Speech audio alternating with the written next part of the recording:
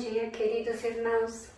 Nós estamos ainda em período de isolamento social pela epidemia e ficamos muito felizes de podermos falar um com o outro, de podermos ter aulas de escola dominical mesmo à distância.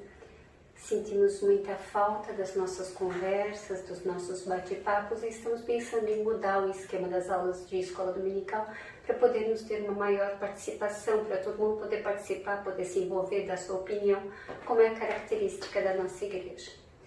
Nós começamos o semestre aprendendo sobre um item simples, mas que é mencionado mais de 300 vezes na Bíblia, o pão. Começamos a falar sobre Adão, a ideia do pão que tem que ser angariado pelo trabalho e a nossa relação pessoal com o nosso trabalho, com o nosso ganha-pão. Falamos do pão que foi dado por Deus, o pão na forma de maná, sustentando o povo durante o deserto, durante 40 anos. Falamos sobre o pão que foi oferecido por Abrão para os hóspedes que vieram na casa dele, e aí nós aproveitamos e falamos sobre a nossa hospitalidade. Tivemos uma conversa maravilhosa de pensar que Deus nos recebe em sua casa e nos oferece uma refeição, nos convida, é o nosso anfitrião. Tivemos 2 aulas sobre o fermento, porque o fermento é um tema bastante mencionado na Bíblia, e aí em uma das aulas nós falamos de quando a Bíblia menciona o fermento como sendo uma coisa muito ruim, que nós devemos nos purificar e nos limpar de todas essas coisas que levedam, que azedam no nosso meio. E nós, por outro lado, tivemos a aula do fermento numa visão boa, de algo que cresce, que expande, que se desenvolve, que contamina o resto, como uma visão do reino de Deus se expandindo pelo mundo. Depois nós falamos sobre Jesus Cristo, quando em João 6 ele fala, eu sou o pão da vida, e o que isso poderia significar. Logo depois do milagre da multiplicação dos pães, Jesus falando para a multidão que veio correndo atrás do pão, não, vocês estão atrás do pão, mas eu sou o pão. E qual que seria essa relação? Na época da Páscoa, nós pudemos pensar sobre o que significou quando Jesus, tomando o pão, na última ceia, partiu dizendo, esse é meu corpo dado por vós, e de como Jesus se transformou pão e como participando do pão nós nos tornamos corpo de Cristo. Uma analogia muito bonita, muito sensível. E aí depois da morte de Jesus, quando os 2 dos discípulos estavam andando sozinhos, indo para Emaús, conversando entre si, de repente alguém chega e se aproxima deles, conversa, e só depois eles veem tem uma revelação. Era ele. E como eles o reconheceram? Pelo partir do pão, aquele gesto tão característico de Jesus. Pensando em tudo que nós já aprendemos, eu gostaria de conversar com vocês sobre como nós compartilhamos o nosso pão, mas especificamente sobre o que é a mesa da refeição da nossa casa. E aí talvez vocês se perguntem o que a mesa da nossa casa tem a ver com escola dominical, com Bíblia, com ensino religioso. Vamos pensar um pouquinho mais no pão. Se a gente pensar no termo, o que é a palavra companheiro, o companheiro, a origem da palavra vem do latim, de cum panis. O seu companheiro é aquele que divide o pão, com o qual você come o pão, com o qual você tem companhia. Isso vem da ideia do pão, que é dividido, que é compartilhado. E em que lugar nós compartilhamos o nosso pão? Na mesa da nossa casa. Vamos tentar fazer algumas ideias até meio filosóficas. Jesus estava sentado à mesa com seus discípulos e eles estavam compartilhando uma refeição. E ele optou pelos elementos mais simples daquela refeição, do Seder Pascal que eles estavam compartilhando. Ele tomou o pão, que era um alimento do dia a dia da população da época, o vinho, que era o que se bebia às refeições, e ele salientou: todas as vezes que o fizerem, façam em memória de mim. Será que ele se referia unicamente à ceia do Senhor, que nós celebramos uma vez por mês dentro de nossas igrejas, algumas igrejas semanalmente, outras diariamente, outras uma vez por ano? Será que era disso que ele estava falando? Ou será que ele queria nos lembrar que todas as vezes que nós compartilhássemos o pão, nós nos lembrássemos dele? Que tal se as mesas das nossas casas, aquela mesa simples que nós temos em casa para a refeição, fossem vistas como altares para Deus? Nós temos a ideia que o altar da igreja é um lugar santo, que a ceia do Senhor é um lugar santo.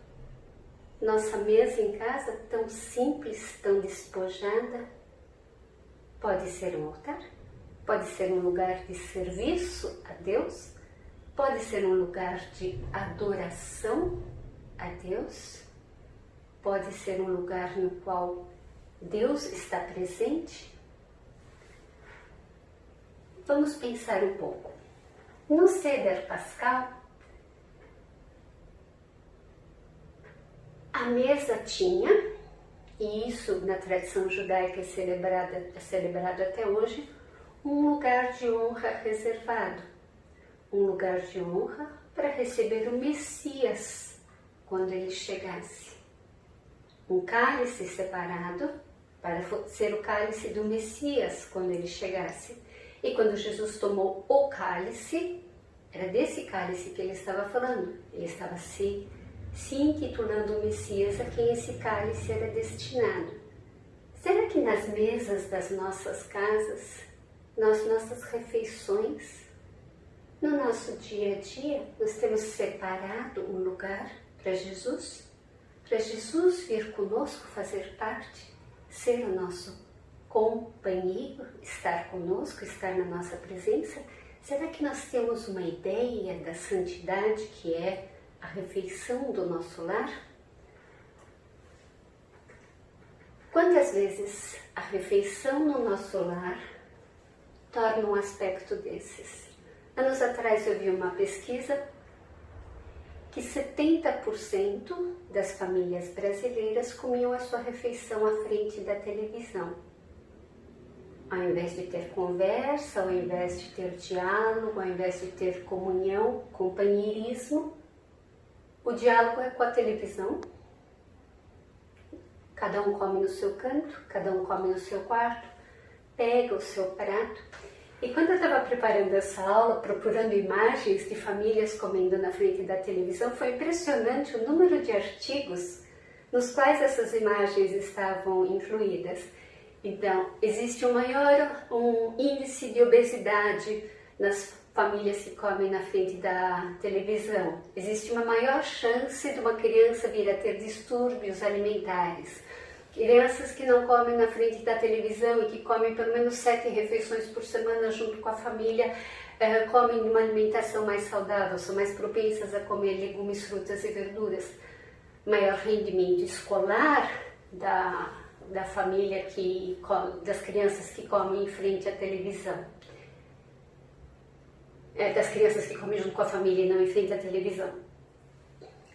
Aí eu pensei, e para Jesus, como que era essa coisa de comer à mesa? Eu fui rever no Evangelho de João, e não sei se vocês já repararam, se pararam para ver, que essa refeição, a refeição da última ceia, vai de João 13 até João 18. E aí a primeira impressão que a gente tem, principalmente se a gente for ver imagens como da última ceia de Leonardo da Vinci, né? Todo mundo tão santo, tão sagrado, é que foi uma refeição que não tem nada a ver com as nossas refeições em casa. Uma refeição na qual Jesus orou a oração sacerdotal no capítulo de João 17, onde João 14 ele falou que era a luz do mundo. E aí eu comecei a ler com mais atenção esses capítulos. Jesus estava lá ensinando os seus discípulos mais uma vez. Será que nós somos capazes de ensinar aos nossos filhos durante a refeição? Quantos conhecimentos nossos, quanta moral nossa, quantos ensinamentos, quantas conversas nós temos com os nossos filhos capazes de lhes ensinar? Mais do que ensinamento, Jesus preparou eles para quando Jesus fosse embora.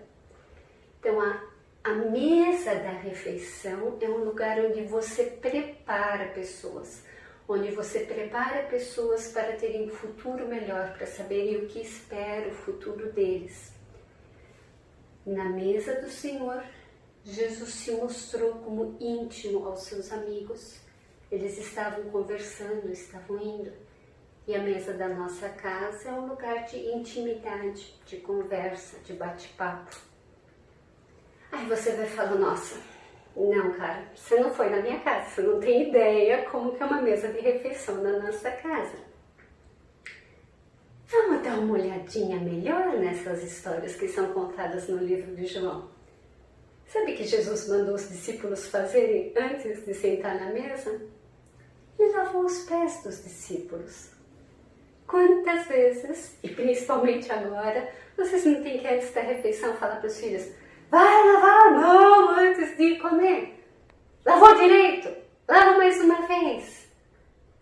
Jesus fez a mesma coisa com seus discípulos. Quer comer? Senta. Antes de comer, lava a mão. Lava o pé. Naquela época era importante também. Pedro falou, nossa, lava a cabeça, me lava inteira. Então, e mais do que isso, Jesus se preocupou em fornecer isso para os seus discípulos.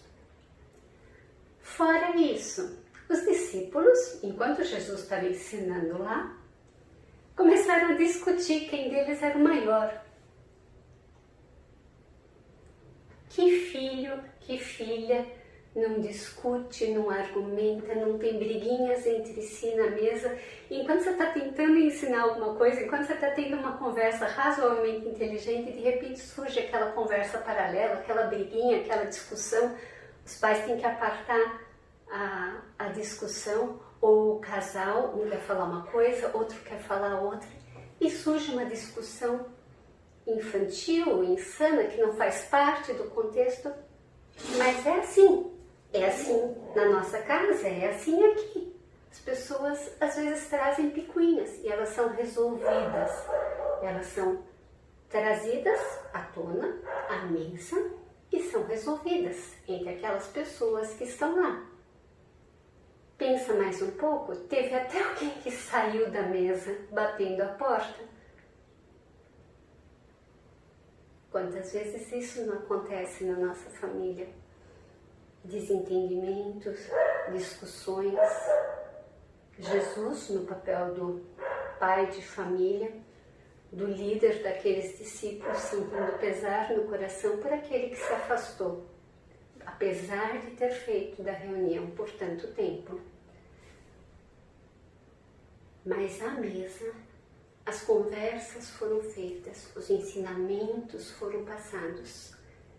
No livro de Lucas, em 10 ocasiões, quando nós vemos Jesus trazendo os ensinamentos dele, ele estava à mesa, comendo com pecadores, comendo com os discípulos, comendo com fariseus.